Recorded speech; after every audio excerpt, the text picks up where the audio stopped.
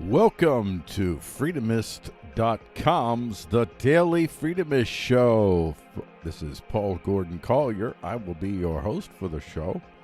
And if you want to get more news than we cover on the show, be sure you go to Freedomist.com. And some of the stories that we won't be talking about today, we have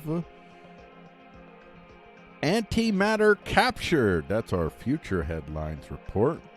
We have bill preventing transgender athletes from competing in girls' sports vetoed by Nevada governor. That's our topic report. And we have fall of Hong Kong symbolized in latest arrest of Democratic protesters and journalists. Our topic report. As soon as some states pass voter reform, DNC pushes federal control of election bill. That's topic report, and those are just some of the stories that we won't be covering. Well, actually, that last one we actually will be covering, but those are just some of the stories that we won't be covering on the Daily Freedomist Show. And if you want to get a sense of what we are covering, then go to the right-hand corner here of the Freedomist.com, click on the Newswatch page, and you could scroll down and you can see all the stories for yourself. And as we highly recommend whenever you're looking at any story, get multiple story links so you could try to figure out fact from fiction to the best of your ability. And we also encourage you to read it as agitprop, read it at all as propaganda, and that will be very helpful to you. And so we hope to provide that place for you to be able to get all of your vital content in one place from multiple sources so you can make decisions on your own about what's what with what. And now, also, I want to remind you, look in the top here, the Capitalism Manifesto, the end of class warfare towards universal affluence. This is written by Ralph Benko and William R. Collier Jr., forwarded by George Gilder, and the book is essentially about what capitalism was originally intended to be, which was not just free market alone, not just prosperity, and, well, prosperity is the ultimate goal, but this, shared prosperity, but not just profit alone, but it has a moral component to it, which the capitalists of today have conveniently left out. So I encourage you just click on this and you go to the Amazon link, the Capitalism Manifesto, the end of class warfare towards universal affluence, and encourage you to buy the book, read the book, and share the book. And with that, let's get to our first story.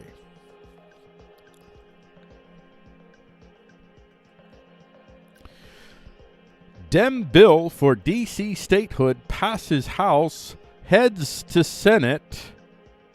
And this is a topic report that we have titled DNC Push for D.C. Statehood Using, quote, Racism, unquote, as Shield of Protection from Dissent. Saw this coming years ago, and now it is here in full force. If you want to kill dissent, just charge people with being racist and other things, which actually we'll get to in this episode. And if you're watching the topic report by itself, be sure you go to the Black and Gold Freedomist channel to watch the video, and also the link to the whole show is in the video below. Our top story that we're picking from this, which the topic is D.C. Statehood Bill Racism Power Grab. This is from Fox News. Representative Jody Heiss, D.C. Statehood Vote. Here's what Democrats' power play is really about. We are witnessing a radical transformational push by the left to bend and warp America's institutions and governments to their will. This week, Speaker Nancy Pelosi plans to ram the next phase of Democrat strategy through the House, already done that, granting statehood to the District of Columbia. Just follow her a little bit more here. That's a him. Okay. H.R. 51, the Washington, D.C. Admissions Act, would admit the District of Columbia to the United States as the 51st state to be called Washington Douglas Commonwealth. There are a host of fundamental problems with both the approach and policy of this bill introduced by D.C. Delegate Eleanor Holmes Norton, so it's not even introduced by a member, a voting member of Congress. So that'll be interesting. Eager to solidify their narrow control in Congress to force through the radical agenda, Democrats are happy to disregard the wisdom and intent of our founding fathers. Let's remember there is a reason the District of Columbia exists as a special federal enclave and holds a unique status in our system of government as created by the Constitution. As James Madison argued in Federalist Paper number 43, if America's capital were situated in any state, that state would wield tremendous influence over the federal government. The Constitution was explicitly crafted to avoid this by carving out a federal district in which to seat the capital on neutral ground. Now, I will say about this that if this was a Republican-controlled area, and the Republicans had control of the House and Senate and the presidency as the Democrats do right now, I would not be, especially if it, no, when I say controlled, I mean overwhelmingly, like the Democrats don't have a chance in the next gazillion years of ever getting a foothold there, as appears to be the case in D.C., well, then I would be willing to bet that the Republicans might very well, I mean, there would always be some Republicans, law and order, rule of law Republicans, who put their vehicle of power squarely in the idea of a limited federal government and Republican model in which the states have considerably more power. But I would be willing to bet that the Republicans might be just as eager to make D.C. a state as the Democrats are now. As I say often in my reports, when you're looking at the affairs of nation states in general, you're not, and in our case now we have the new element. We have the DNC, which is basically a corporate nationalist state is what it is, and it seeks to convert the United States of America from a nation state to a corporate nationalist state. When you have that type of power, you take it.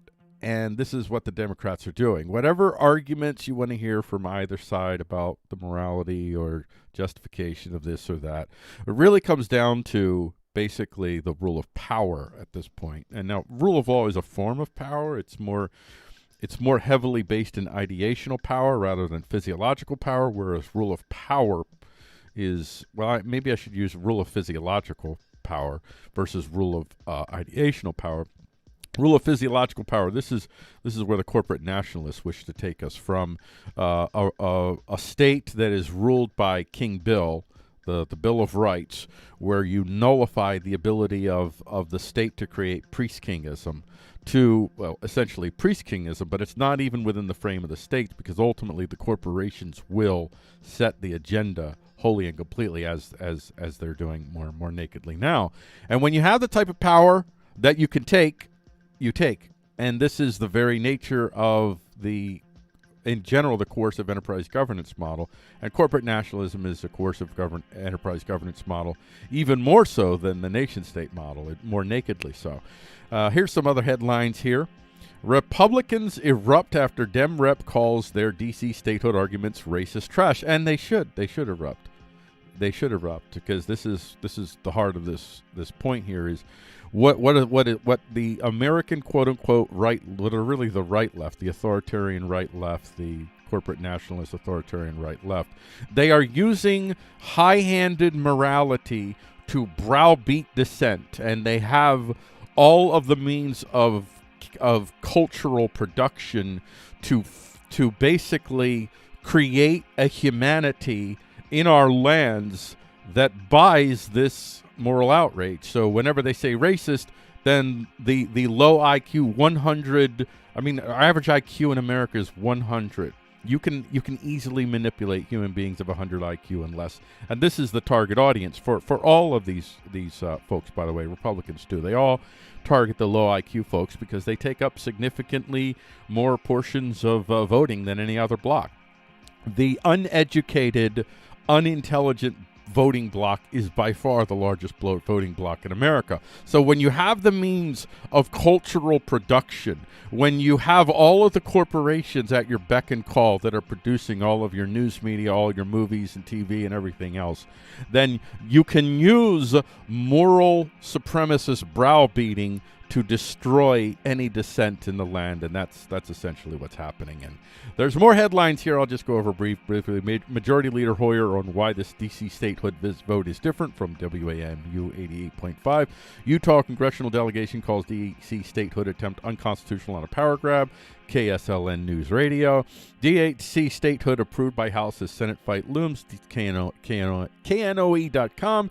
Kevin McCarthy freaks out as the House passes D.C. statehood bill. That's from the Left Politics USA, and then there's more. You can read that yourself. Get to our next story here. Russia pulls troops back from Ukraine as drills continue. And you can look at the picture here that I've provided, that you can see what has been annexed by Russia, where the pro-Russian protests have occurred, and occupation of RSA. And you can see that it's basically where the Russian protest, where the pro-Russian stuff is essentially along the eastern border of Ukraine, lying the Crimea. And I hope you notice here the geopolitical reality here. And I've gone over this before, and I'm going to go over it over and over again. You see where Crimea is, right in this area, right in here. These are vital ports for Russia that have easy access to the Black Sea. And even along here, these coastals here, they're very, very much influenced by the geopolitical positioning of this giant landmass in the middle of the Black Sea. If Russia hopes to have some sort of stable nation-statism in the area and have some vitality on the world stage, it must control the Black Sea. It must have easy access to the Black Sea, get you past Turkey, get you into the world, so to speak, into the Mediterranean and everything else. So it's vital for Russia. This is not negotiable for Russia. They cannot allow the Crimea to fall into the hands of the quote-unquote West. And that's the geopolitical reality that we're talking about here. And on that front, we have this top link here that I've chosen. Russia troop pullback Ukraine. Russia backs down from Ukraine and pulls back tens of thousands of troops as Putin caves into the West. This is for the sun.co.uk. Love that headline. I don't know that he's caved to the West so much as well, I'll just go on. Vladimir Putin today signaled the start of a pullback of troops from the Ukraine border, but Defense Minister Sergei Shoigu vowed action in an immediate reaction if Russia faced a threat from NATO. Remember, the U.S. actually backed down first. They're the ones that decided. When I say the U.S., I mean Biden, the corporate nationalist Biden America, whatever that is. They said that they were sending warships to the Black Sea, and the warships haven't shown up. And now Russia has stocked the Black Sea with warships, so I don't know if the United States will enter at this point. Russia deploys... This is why I don't know about whether he's actually backed down or not. Russia deploys decoy army of inflatable tanks, missiles, and fighter jets to trick the West amid Ukraine tensions. Now, this is also from The Sun. You notice it's the one here? So there are two stories. This story could possibly undermine this because, well, it could very well be that what they really pulled back was the fake stuff that they put up. So that's why I'm not sure if they actually backed down. Russia deployed a decoy army of inflatable tanks, missiles, and fighter jets to trick the West amid Ukraine tensions. I want those inflatable tanks and inflatable missiles and inflatable fighter jets. I want them. Oh my gosh, I so want them. I mean, you do too. You know you do. We all do.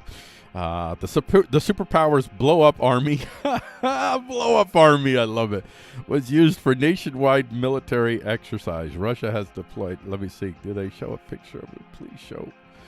Please show a picture. Oh, you got a video here. You got a video. No, I'm okay. Well, look at that. Oh, I want it.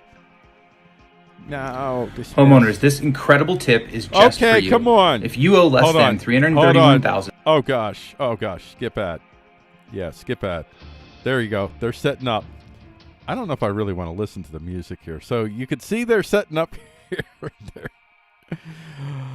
Oh, man, I want it. I want it. Oh, please. This is what you guys, if you guys love the show, if you love Freedomist, then freedomist.com, then do, here, let me shrink this down a little bit here for you. Because it's not in. And there you can see it there. There you can see. I want it. Oh, I want these. I want a whole bunch of them just sitting in my front yard and my backyard. I want to blow up Russian army in my front and backyard. That's what I want. That's what I want. And back to other headlines here. We have Russia holds major drills in Crimea amid Ukraine tension. So there you go. They're not backing down. And I don't really know that. Well, I think that maybe some of those troops that they've pulled back have maybe even been inserted. So I wouldn't hold my breath as far as the idea that Russia has backed down. Russia holds major drills in Crimea amid Ukraine tensions. And I will also say at home, this is from ctvnews.ca, also at home, as we covered in yesterday's show, with the Navalny protests going on, there is some resistance at home to the idea of Russia becoming embroiled in a full-out war in Ukraine. So this also serves to help Putin a little bit at home as well. But I don't know. I just don't think they really back down. I could be wrong. I'm not sure on this one. The Russian military on Thursday conducted massive drills in Crimea involving dozens of Navy ships, hundreds of warplanes, and thousands of troops in a show of force amid tensions with Ukraine. The maneuvers were described as the largest since Russia annexed the Black Sea Peninsula from Ukraine in 2014. And then some other headlines. Putin vows a quick and tough Russia response for its foes from CBN.com. Russia tries to jam signals from U.S. Air Force RQ-4 surveillance drone. That's defenseblog.com. I'll keep tracking that. I might cover more of that later. Another episode. Russia orders troop pullback but keeps weapons near Ukraine. That's scmp.com. Russia pulling troops back from Ukraine border, a move that will cool tensions in region. News.sky.com. Fat chance. Vladimir Putin's operations could be undermined by EU hard stance. And I'm going to say on that as well. That's from BBC. Fat chance as well.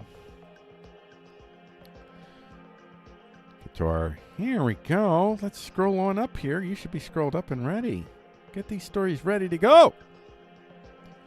As some states pass voter reform, DNC pushes federal control of election bill. And I'm calling this voter reform bill targets filibuster as means to, quote, honor John Lewis. So this voter reform bill that they're passing through it has now passed. It's passed the House. It's now sitting in the Senate, and right now it can't be done because of the filibuster rule. So they are seeking to end the filibuster rule as a means to pass the voter reform bill. So they want to basically make the Senate a pure mob democracy like the House is. The House is designed to somewhat be a mob democracy, and the Senate is meant to be more of a republic. So a little bit got restraints on fast acting. That's the way it's designed. Why it was designed that way, well, that's another matter altogether. It's not for noble reasons, I'll just say that. It has to do with the reality of power. I'm sure I'll have opportunity in future shows to talk about that. But I'm calling this, well, I should say that this is a topic report, and the topic is Voting Rights Reform Bill Law Jim Crow. And our top story here, RNC assaults Democrats' H.R. 1 as a hostile takeover of the election process, from Fox News. Well, yeah, it's basically going to federalize election laws in whether it does it through this bill directly or it just simply sets the precedent that allows more bills to follow.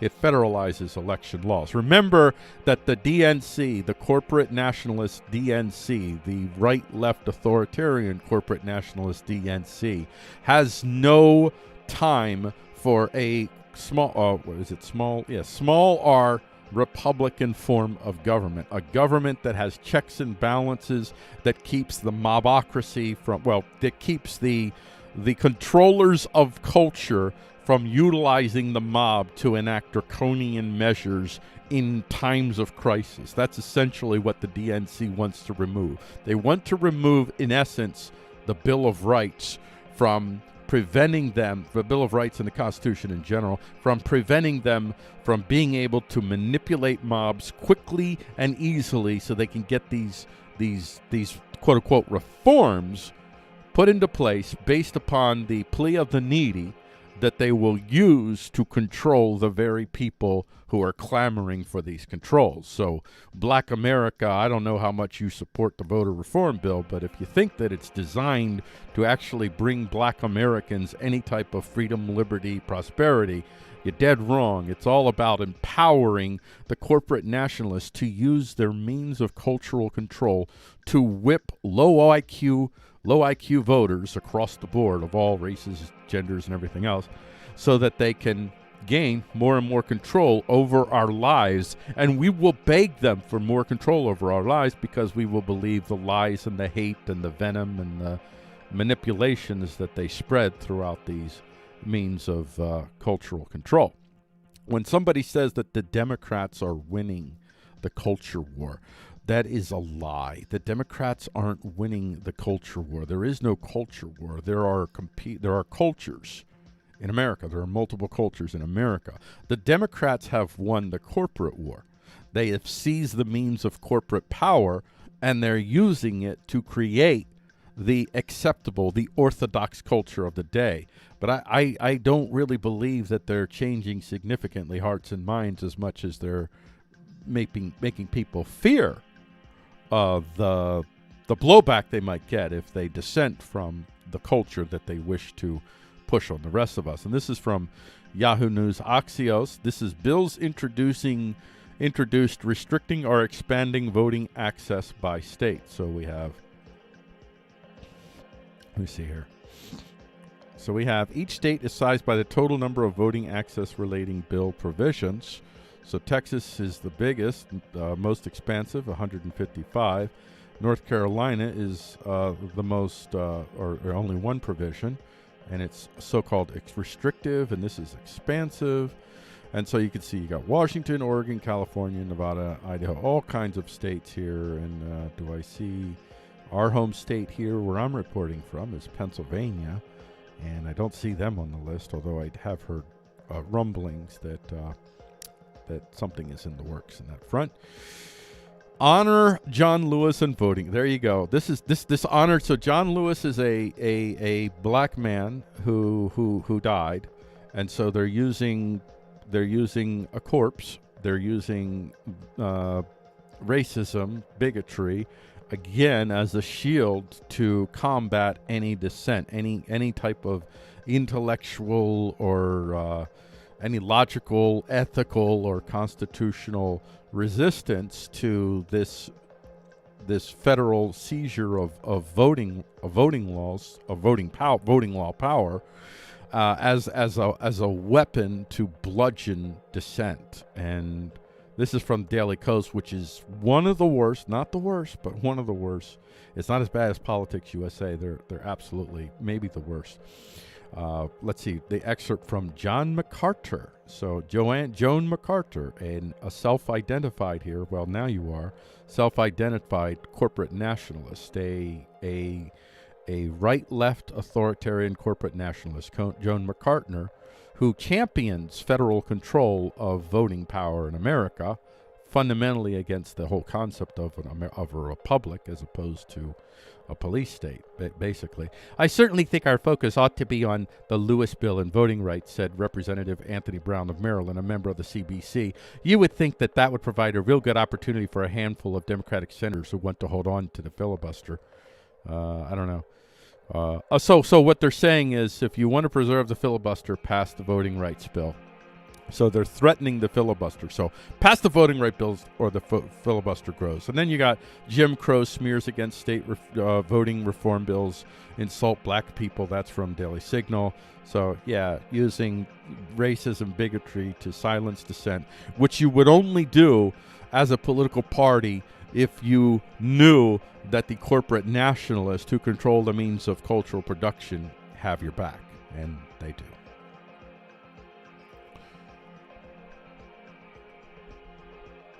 Criticizing Black Lives Matter movement is hate speech, according to Golden Globe's Jurist Editor's Choice report. This is in keeping with the the last story that we did on the show. And if you're watching this video as a standalone, click on the link in the description below to watch the whole show that this excerpt comes from.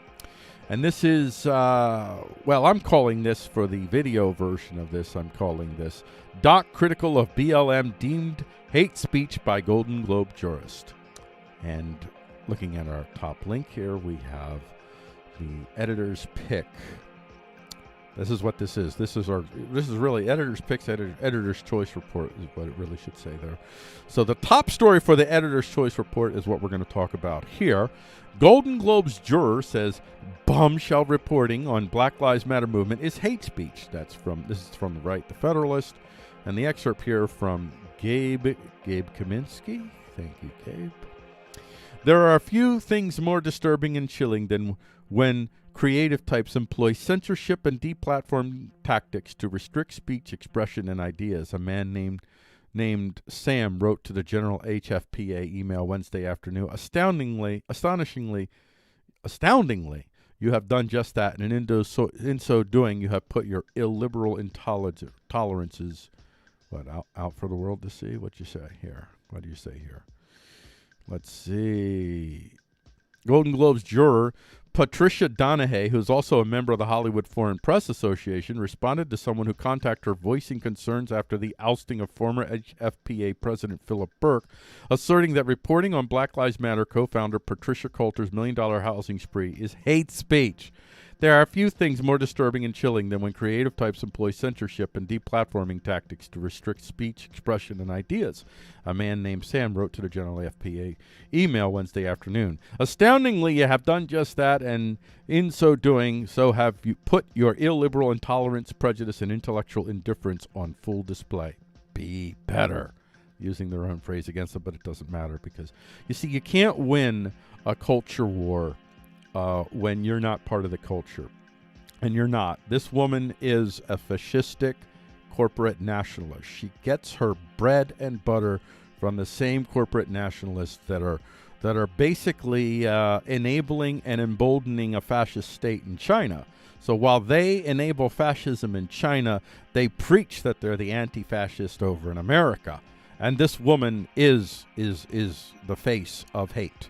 This is the face of hate. And it's another white woman, another white billionaire. I don't know. She's probably not a billionaire, but she's beholden to him. So I'll say it in a billionaire vassal.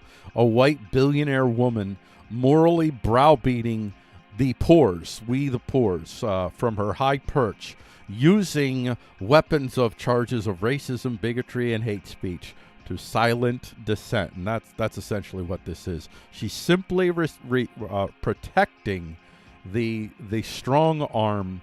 This is the brute force. This is the street brute force of the corporate nationalists, led by white billionaires. Black Lives Matter. And if you look at Black Lives Matter, I think you'll find as a movement, the people who identify with Black Lives Matter are overwhelmingly white. It's mostly a white movement, started by black people maybe, but pretty much co-opted by white billionaires and the vassals that depend on them. And I think that's all I'll say on that. And some of the other stories for our editor's pick that we'll cover here. And you could go to freedomist.com/NW and you can see all these reports, and you can go into these stories in a lot more detail for yourself. Media futurist Jonathan Beller believes the Matrix is social realism and scrolling social media is slavery. This is from Futurology. And the excerpt, I guess that he meant realism and not social real. I guess he meant socialist realism and not social real, or whatever. There have been lots of speculation around the seemingly endless potential of social media for various forms of manipulation, including political and social, but they all forget what no advertising agency ever got wrong. Social media is decentralized. It's not. Social media is not decentralized. Social media is controlled by corporate nationalists, and they intend fully to use their platforms to advance their agendas. And they're not moralists, they're not ethicists. They're simply creating their own fiefdoms that they wish to prevent from competition in the future, and they'll use any means necessary to do that. And it just so happens that this whole social justice, critical race theory, all this other type of stuff, that it has this moral supremacist construct that allows them to put fear in the hearts and minds of the very poors that they allege to be serving, that the poors, we the poors, and if you stop working today and you can't survive, then you're one of the poors. I don't care how much money you're making. If you stop working today and you can't survive, you're one of the poors. There's other classification to it, but that's one of the basic categories, or basic classifications. So to that end, I completely agree with this person. So let's click on the link itself. Media futurist Jonathan Beller believes the matrix is social realism and scrolling social media is exploitation. Well, it said slavery here, but exploitation. It is a form of slavery. It is. It absolutely is. It's very, very soft slavery. It's nowhere near what's called chattel slavery. Much more brutal. You'd rather soft slavery than chattel slavery, and with that in mind, you don't want the soft slavery either. Just because it's not as bad as chattel slavery, it doesn't mean that it's not bad in and of itself. And they are allowed to control narratives, to set orthodox tones by who they ban and what speech they allow. And they don't have to pass laws to do it. They can just decide. This is Woodrow Wilson's dream come true. Woodrow Wilson wanted to end the Constitution, wanted to end the Bill of Rights because it was an impediment to his idea of the hive. In the hive, you have the experts at the top that can make the quick decisions that need to be made on the fly, so that you can create a world in which you can make sure that the humans, the poors, are made in your image. You're not serving them. You're making them in your image. And there's more headlines here. I'll let you go there and read them for yourself.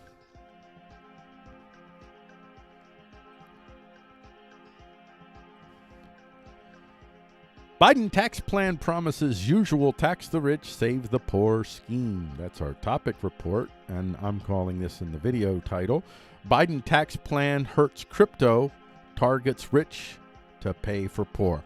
And I say targets rich to pay for poor. It will not. It will pay for subsistency. It will not pay to change the poors from the poors to the self-sustaining. They do not want we the poors to be self-sustaining. They do not want we the poors to have the power, to have the ability to say no to the corporate nationalists and their particular monopoly on products and services that we must purchase if we are to live, and if we are going to purchase them, we must do so on the corporate nationalist terms, where unelected officials set the tone for what is and is not orthodoxy in America. And this is the topic: Biden tax plan, corporate capital gains. Dow closes more than 300 points lower following reports of Biden eyeing capital gains tax hike from CNBC.com. I should add that apparently the Dow is already, quote-unquote, rebounding, so I don't know what it means. Tax plan targets big tech's $100 billion in foreign profits. Ooh, they'll only do that if big tech agrees to it, because the big tech is the corporate national, the heart and soul of corporate nationalist power is so-called big tech, because that's where the big money, big tech and big media, really. It's not just big tech, but I notice they're not targeting big media. They should be targeting big media as well, because they make tons and tons of foreign profits outside the United States. From the Treasury and Risk.com, here's an excerpt. Technology giants led by Apple Inc. and Microsoft Corp. disclosed more than $100 billion in profit outside the United States in their most recent fiscal years, making them prime targets of President Joe Biden's proposals to boost taxes on earnings stashed overseas. I don't read any more of that. I'll just read some of the headlines here. And then I want to see something a little bit more about the whole taxation game. Key GOP senators say they're open to corporate tax increases, from Yahoo News, specifically from Axios. Some key Republican senators won't rule out raising additional revenue from corporations, and told Axios they may be willing to close loopholes that allow big businesses to eliminate their overall tax bill. European markets drop as Biden's tax plan spooks investors, from ukfinance.yahoo. And then we have Biden's tax plan prompts crypto sell-off, forcing Bitcoin below 50K support line. That sucks. I got Bitcoin. I have some Bitcoins, and I should have sold. I've been pretty decent with selling it at its peaks, but I missed this one. I got sick. I was sick for a few days, and during that period of time that I was out, the price went down. I thought, well, I better hold. Maybe we'll get. But now it's still going down. But I'm still holding. I'm holding. Hold door. U.S. President Joe Biden to propose hiking tax on rich. BBC.com, and then we get Biden has pledged to tax the rich, but precisely how will he do that? Experts consider his options from MarketWatch. And then we got this from thehill.com. As Americans struggle, Biden's tax plan helps blue states and foreign nations. Now, I don't know the degree to which that's true, but I wouldn't be surprised if it was. Tax hikes. You know, it's hard for me to come out and defend the corporate nationalist against being taxed. But here's the deal, folks. I want you to try to understand the kabuki theater that you're witnessing here. The corporate nationalists are the power in America. They set the tone. The United States government is in Silicon Valley. It's not in Washington. So if Silicon Valley sees the usefulness of being taxed, quote unquote, taxed more, so that they can then use government power to fund the special projects that advance their vehicles of power that allow them to cut off competition, well, then you might not see as much resistance to this. Otherwise, this won't get done. That's the bottom line. And when they raise taxes, they won't be raising taxes so that they can actually design programs to actually equip the poor to be self-sustaining, to be able to set the terms of their own existence. Rather, they will use it to fund whatever policies, agendas, special interest groups that advance their vehicles of power. In this case, they have signed up with this whole critical race theory, social justice, this moral supremacism that feeds off of the legitimate plea of the needy, but does so by offering no real solutions other than complete control of human thought and action, so that corporate nationalists don't have to worry about the next up-and-comer that might challenge. Remember, a lot of these corporate nationalists, I think it's something like 60%, maybe as high as 60% of millionaires in America are new millionaires. They don't come from families. So these new millionaires, these nouveau riche powers that have been created, they understand how easy it is for others to come along and take their little golden goose. So the nouveau riche in America are the fundamental, this is my theory, are the fundamental drivers of coming on board with this type of moral supremacist agenda, so that they don't have happen to them what they did to the old money. They ruined some old money families, not all of them, probably not most of them, but they ruined some old money families. They created new money families, and they don't want the same thing to happen to them. This isn't at all about anything other than reality of power that serves the interest of the very few at the exploitation of the many. I can't come out in defense of these corporate nationalists getting more taxation, but it is true what the Republicans say. If you raise tax on a corporation, the corporation is going to make sure you pay for it, not them. Small businesses can't afford to pass on this expense to their customers as easily as corporations can. Just keep that in mind when you're cheering on the whole tax the rich thing. But also keep it in mind if you want to defend the rich from being taxed as well. There is no right position to be had here. It's all one big cluster. You know what.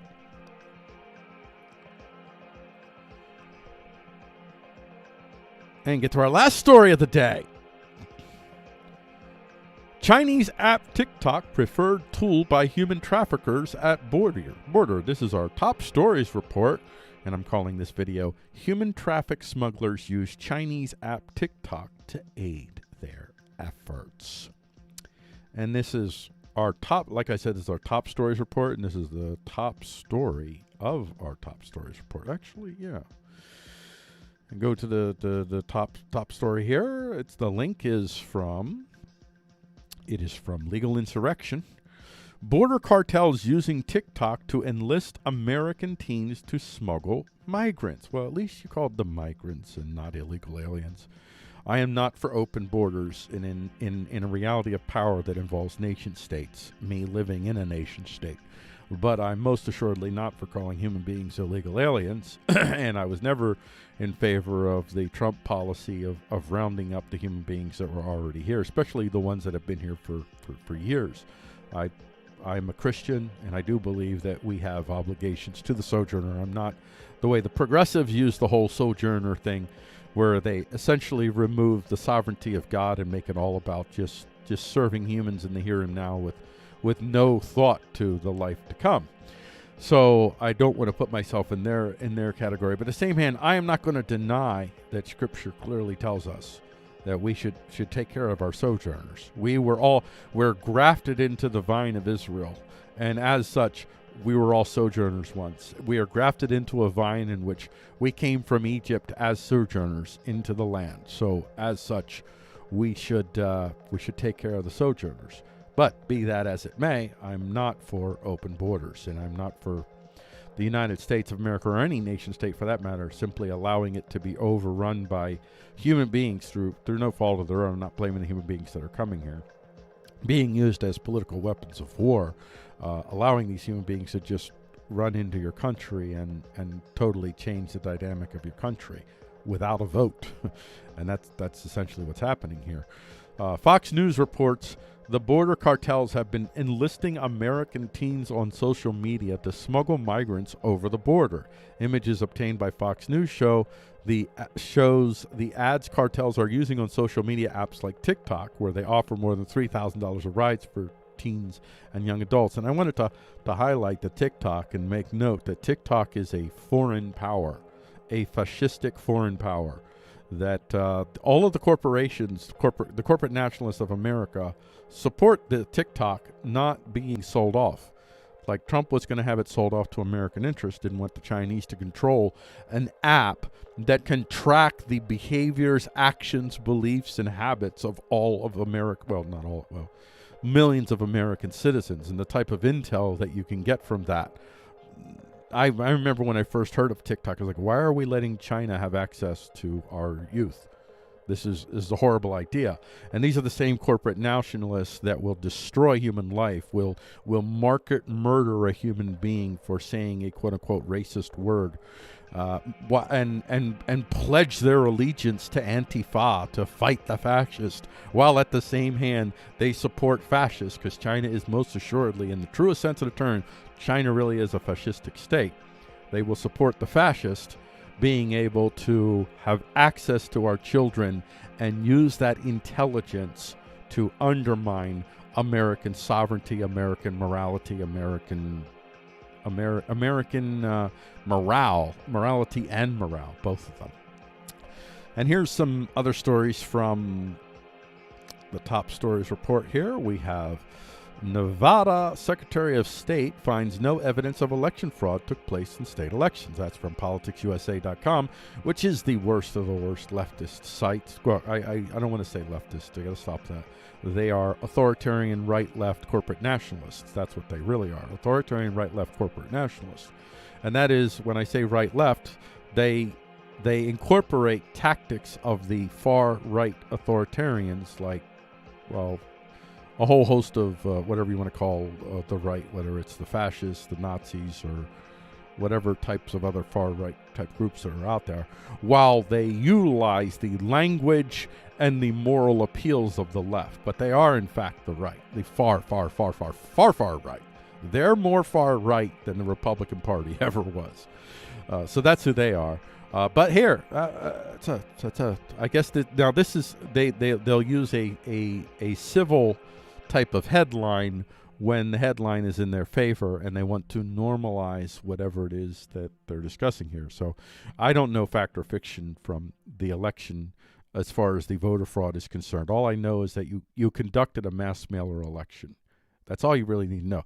That's fraud in and of itself. The fact that the federal government chose to enable and allow a presidential election to be conducted using mass mailing. More than 60% of the votes were either from the mass mailer or from absentee balloting. Less than 50% of the votes were from people that showed up on election day. That's not good.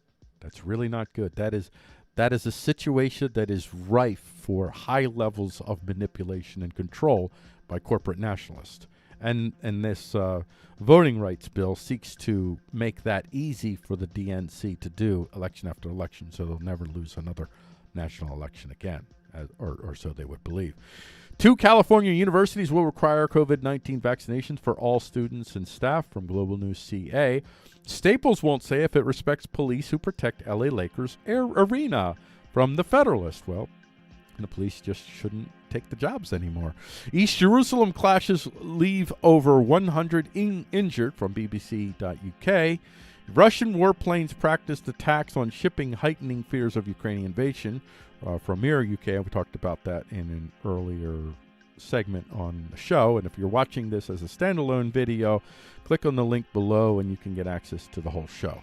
And then finally, FBI helps capture suspected Russian hacker in Czech Republic. And that is our top stories report. And with that, folks, I say we are coming to an end. No. We're not coming to an end. We have come to an end of our show. So thank you very much for joining us here on Freedomist.com's The Daily Freedomist Show. This is Paul Gordon Collier. I encourage you to go to Freedomist.com and read all of the reports that we put out. And I know that my brother, my identical twin, William Raymond Collier Jr., he is going to be writing daily articles. He's working on issues that have to do with getting our site up to stuff, and we're hiring some more people. So by the way, if you know email ad list marketing, email related stuff, you might want to contact us, and there's contact information on our site, because we are looking to hire someone there, and we're looking to hire a couple other people, and he's been working on that in the back end while I've been holding the fort with the reports. And be sure you go to the Newswatch page, and that's freedomist.com/NW, and you can see a whole host of links, and you can go through them and make your own thoughts and decisions of what you think is really going on in the world. And remember to read it like it's propaganda, because it's almost all, whether it's from the right, the left, or otherwise, almost all of it is pure propaganda. And while you're at it, when you go, be sure you click on the Capitalism Manifesto link there, and you go to the Amazon page here. The Capitalist Manifesto, The End of Class Warfare Towards Universal Affluence, written by the editor of The Freedomist and my identical twin, William Raymond Collier Jr., and also Ralph Benko, forwarded by George Gilder. And the Capitalist Manifesto outlines what they would call the true capitalism with morality, capitalism that isn't just about the when you read Adam Smith, you have the invisible hand, but there's more to Adam Smith than the invisible hand. The invisible hand doesn't work if it doesn't have moral agents that are running the businesses. And that is what capitalism of today is missing. That's what capitalism of the last 100+ years has been missing. And they don't even call it capitalism, they call it crony capitalism. So I encourage you to check that out and visit us. Or also visit us at freedomist.com. You can find that link on multiple places on freedomist.com. And with that, I say I'll see you guys next Monday between 8 a.m. and 9 a.m. is when we're going to do these shows. And sometimes earlier, which I did today because I have an appointment that I have to get to, so I had to do a show a little earlier today. We'll see you. Good night, everybody.